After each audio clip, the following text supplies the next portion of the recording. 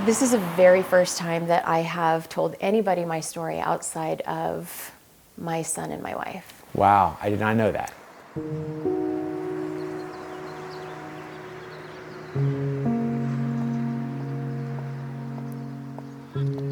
I have lived in Idaho my whole life. I born and raised here in Boise, and my parents got divorced when I was very, very young.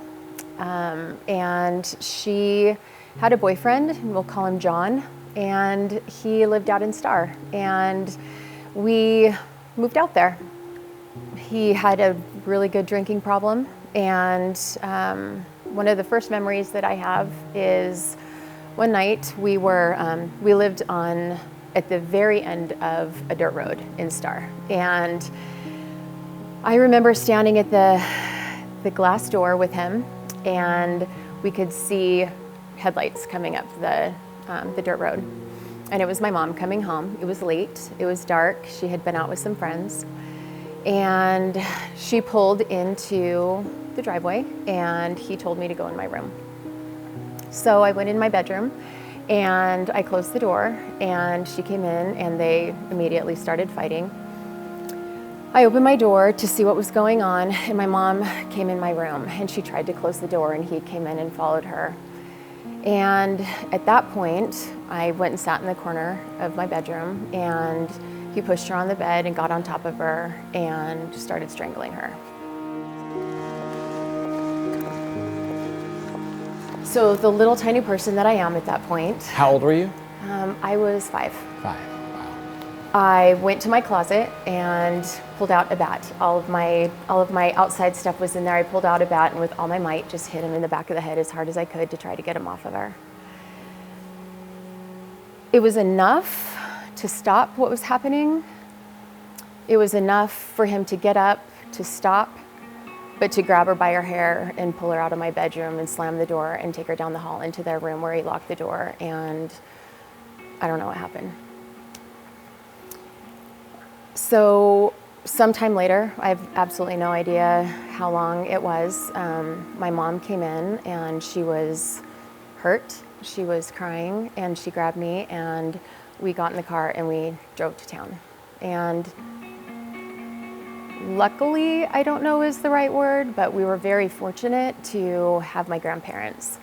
My grandparents lived here in the North End, and more times than I can count, we left that house and drove into town and stayed with my grandparents. And looking back, that was just the first, that was the first time that I really remember. And in working through it and trying to, try to figure out, I wasn't abused as a child. I had, but my mom was significantly over many years. And trying to really understand, why am I feeling this? I wasn't the one that was traumatized until one day realizing I was the one that was traumatized. And with Faces and having this amazing privilege to be a board member and to even, be a bigger part of the organization, to be even more of an advocate, to really be able to see that here's this amazing place where abuse victims and survivors can go, and that where would we have gone? Had it not been for my grandparents, we would have been in our car. We would have, I don't know where we would have gone. And to be able to now say, you go here. So being on the board means more to you than just being on the board. It means everything to me. Gosh, the strength that you had my daughter is 3. The strength that you had at 5 is unreal to me. I can't imagine what you're thinking. My little girl's, playing with dolls. My son's playing with Minecraft and stuff, and you were trying to save your mom's life. Mm-hmm. And that never goes away, does it? Ever. Here you are helping other people stand up and get help early. If you could give somebody a message, because this is the most important part, right? Someone's watching you, and I want you to know how powerful that is.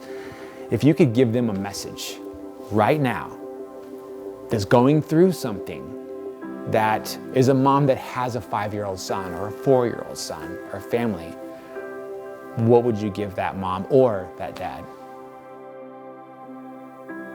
Leaving an abusive situation is incredibly hard. It is the hardest thing. My mom couldn't. It was 4 years of this, that she endured with this person that was an absolute monster. It's really difficult to try to tell somebody, just leave, because it's not like that. Nothing is that easy. And when you are trying to do your best for yourself and for your family, I think the biggest thing is that we have faces that can do anything. You walk in that front door, you hear that click behind you, you know that you are safe. Safety, that word, that is my word. It has been my word of, I want to be safe in my relationship. My child, I want him to be safe. I want, those individuals around me. I want every single family to feel like when they walk in their door at the end of the day and they get to be with their kids or whomever it is, that they feel safe. Take advantage of these resources. The incredible people that are there to greet you, that walk you through every step of the way, that first day, that 30 days, that 60 days, that year later, just to know that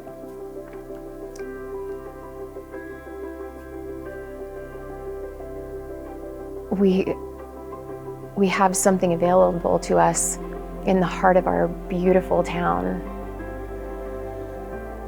that is there to help get people to safety. Well, you're safe now, aren't you? Yes, I am.